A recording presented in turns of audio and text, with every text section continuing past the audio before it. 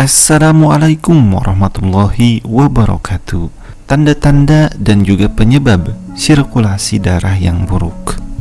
Sirkulasi darah adalah istilah yang digunakan untuk menggambarkan seberapa baik tubuh kita mengangkut oksigen dan juga nutrisi ke seluruh tubuh. Selain itu juga mengangkut produk limbah keluar dari tubuh. Proses ini memungkinkan sel tubuh kita akan berfungsi dengan baik dan juga menjaga tubuh kita tetap sehat. Banyak faktor yang bisa mempengaruhi kualitas sirkulasi darah kita, seperti pola makan yang buruk, merokok, kurangnya berolahraga, dan juga postur tubuh yang buruk. Sirkulasi darah yang buruk bisa menyebabkan rasa sakit dan bengkak pada lengan, tangan, dan juga kaki. Tanda-tanda umum lainnya seperti peningkatan detak jantung setelah berdiri dalam waktu yang lama dan kaki yang kram di malam hari. Penting untuk kita memahami tanda dan juga penyebab sirkulasi darah yang buruk sehingga kita bisa segera memperbaikinya. Sebelum kita lanjut, silahkan dicatat bahwa yang disebutkan dalam video ini adalah fakta yang tidak memihak siapapun. Dan silahkan konsultasikan dengan tenaga profesional kesehatan yang teman-teman percayai. Mari kita bahas tentang tanda-tanda sirkulasi darah yang buruk. Yang pertama, tangan dan juga kaki yang dingin.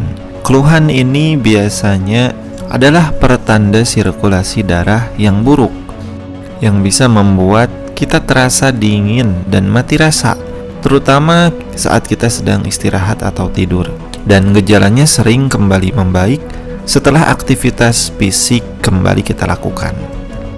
Pola makan yang buruk adalah salah satu alasan paling umum mengapa tangan atau kaki kita terasa dingin. Pola makan bisa mempengaruhi kemampuan tubuh kita untuk mempertahankan suhu internal yang stabil. Apabila kita tidak mengkonsumsi cukup protein atau vitamin, ini bisa menyebabkan rendahnya tingkat energi yang mengakibatkan sirkulasi darah yang buruk dan rasa dingin pada anggota badan. Dehidrasi juga bisa menyebabkan penyempitan pembuluh darah yang membatasi aliran darah sehingga organ tubuh kita tidak menerima cukup oksigen dan juga nutrisi. Yang kedua, pembengkakan. Jika kalian mengalami pembengkakan di satu area saja, seperti di tangan atau di kaki, Anda mungkin mengalami masalah yang disebabkan oleh sirkulasi darah yang buruk. Dan kondisi ini terjadi ketika timbunan lemak menumpuk di dinding arteri dan bisa mengurangi aliran darah ke anggota tubuh.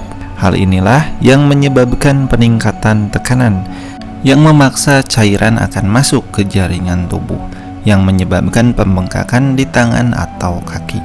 Kondisi ini paling sering terlihat pada orang yang berusia di atas 55 tahun dan bisa menyebabkan rasa sakit di kaki saat berjalan menanjak atau ketika naik tangga. Yang ketiga, mati rasa dan kesemutan pada tangan dan kaki. Kondisi ini bisa menyerang baik pria maupun wanita, namun lebih banyak terjadi pada orang berusia di atas 60 tahun. Hilangnya elastisitas pembuluh darah yang berkaitan dengan usia menyebabkan pembuluh darah menjadi kaku, sehingga akan mengurangi aliran darah yang kaya akan oksigen melalui pembuluh darah. Hal ini bisa menyebabkan rasa kesemutan yang tajam, baik di telapak tangan ataupun telapak kaki. Ketika kesemutan hanya menyerang satu tangan atau kaki, biasanya tidak ada yang perlu dikhawatirkan. Tetapi apabila mengalami mati rasa dan kesemutan di kedua tangan atau kaki, maka segera mungkin Anda menemui dokter. Yang keempat, masalah pencernaan. Ini bisa menjadi tanda sirkulasi darah yang buruk. Hal ini terjadi karena ketika sirkulasi darah Anda buruk, maka organ dan jaringan tubuh Anda tidak mendapat cukup nutrisi dan oksigen.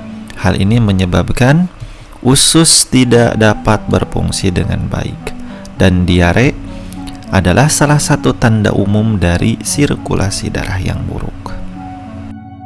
Yang kelima, nyeri sendi dan nyeri otot. Tubuh kita terdiri dari banyak sistem yang berbeda, yang masing-masing memiliki tugasnya sendiri. Salah satu pekerjaan yang paling penting adalah untuk menjaga darah kita tetap terpompa ke seluruh tubuh. Dan nyeri sendi dan juga nyeri otot bisa menjadi tanda bahwa sirkulasi darah tidak berfungsi sebagaimana mestinya. Hal ini bisa terjadi karena beberapa alasan, termasuk cedera atau aktivitas yang berlebihan. Jika kalian mengalami cedera, maka bisa terjadi pembengkakan di area cedera yang menyumbat pembuluh darah. Dan hal ini menyebabkan rasa sakit, karena tidak tersedianya cukup ruang bagi darah untuk mengalir dengan mudah. Yang keenam, masalah kognitif. Kemampuan kognitif seseorang merupakan indikasi yang baik tentang seberapa baik sirkulasi darahnya bekerja. Jika otak kita tidak mendapatkan cukup oksigen, maka kita akan kesulitan berpikir jernih atau membuat keputusan yang buruk. Hal ini bisa terjadi karena berbagai alasan, tetapi penyebab paling umumnya adalah sirkulasi darah yang buruk, di mana sirkulasi darah yang buruk juga bisa menjadi penyebab dari masalah kesehatan lainnya, seperti penyakit jantung.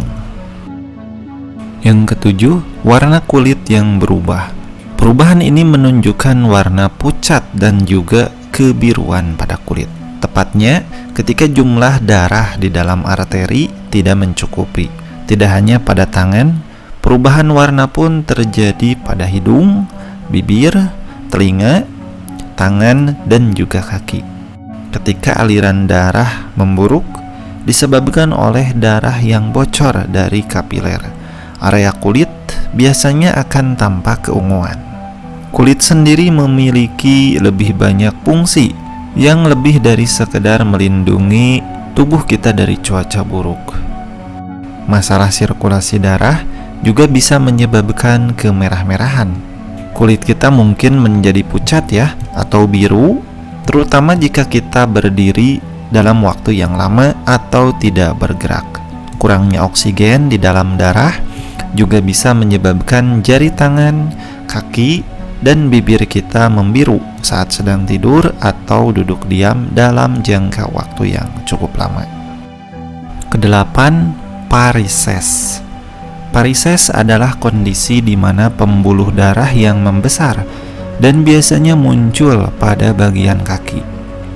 Varises bisa berkembang apabila ada tekanan ekstra pada pembuluh darah di tubuh pada bagian bawah atau karena kerusakan pembuluh darah. Pembuluh darah yang rusak tidak akan bisa mengalirkan darah seefisien sebagaimana pembuluh darah yang sehat. Dan varises akan memicu gejala kaki berat, sakit, dan juga sensasi seperti terbakar dan juga rasa gatal. Kemudian, apa saja penyebab dari sirkulasi darah yang buruk? Dan ada 5 penyebab umum dari sirkulasi darah yang buruk. Yang pertama yaitu karena obesitas. Obesitas adalah penyebab umum dari sirkulasi darah yang buruk dan bisa membuat kaki kita terasa berat, bengkak, dan juga lelah karena obesitas.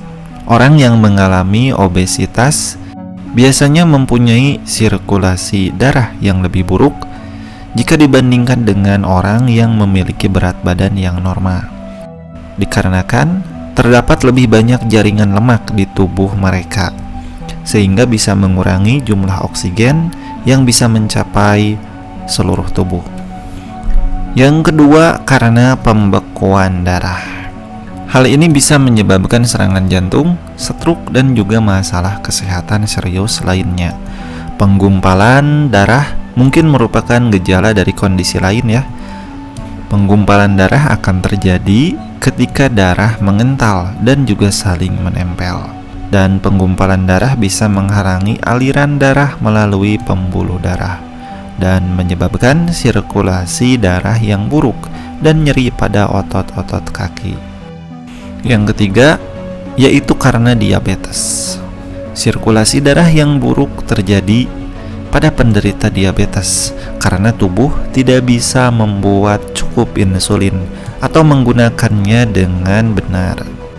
Pada penderita diabetes, glukosa akan menumpuk di dalam darah yang menyebabkan kerusakan pada pembuluh darah.